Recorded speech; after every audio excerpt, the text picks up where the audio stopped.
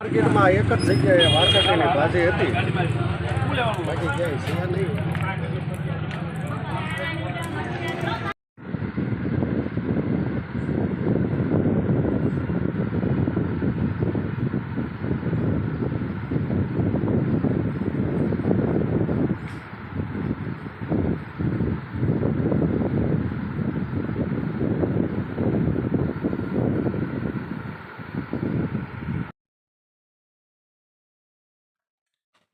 નમસ્કાર મિત્રો, ટાયર અનુકૂળ આયુર્વેદ ધીરુભાઈ સલાળાવાળા.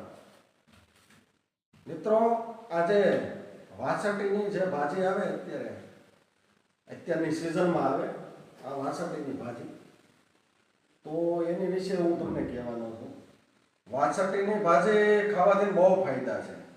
વાસટીની ભાજી, બાજરાનો રોટલો અત્યારે આ ચોમાસાની સિઝનમાં બહુ ખાવાથી ફાયદો થાય છે. અને એમાં વિશેષ તો કદાચ 2000ની કિલો હોય ને તો ગમે એ મહિલાને, નાના બાળકને જન્મ આપ્યો હોય તો બાળક પેટ ભરતું હોય તો એવી માતાઓ બહેનોની ખાસ ખાવાની જરૂર છે. કારણ કે આનીથી પોષણ સારું મળે છે. બાળક પેટ ભરે, બાળક બહુ તંદુરસ્ત રહે છે અને માતાએ તંદુરસ્ત રહે છે. એટલા માટે વિડીયો બનાવ્યો છે.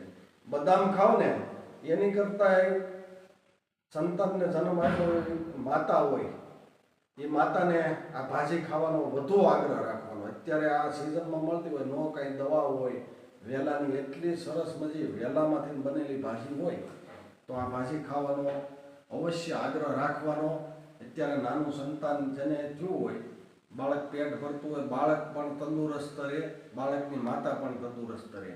બાજરાનો રોટલો, લસણની કળી આવું નાખીને બાજરાના રોટલા સાથે ખાવાનું. આ ભાજીની અંદર ટમેટું નાખો અથવા લસણની કળી નાખો, આવું બધું નાખીને સરસ મજાની બનાવાય. કદાચ 2000ની કિલો હોય ને તો 100 ગ્રામ લઈ લેવાય એક જણા પૂરતી.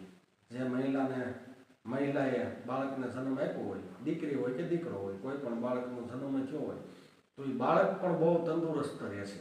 એટલા માટે વિડીયો બનાવ્યો. અને હું લેવા ગયો હતો ને, ઘણાય તો લીધા વગરના વ્યાજ હતા કે બહુ મોંઘી છે. પણ આપણને મોંઘી લાગતી હોય, પણ જેની ત્યાં બાળકનો જન્મ થયો હોય એવી મહિલાને ખાવા માટે હારામાં હારી ભાજી આ છે, ઉત્તમ છે. તો અવશ્ય ખાવાનો આગ્રહ રાખજો. નમસ્કાર.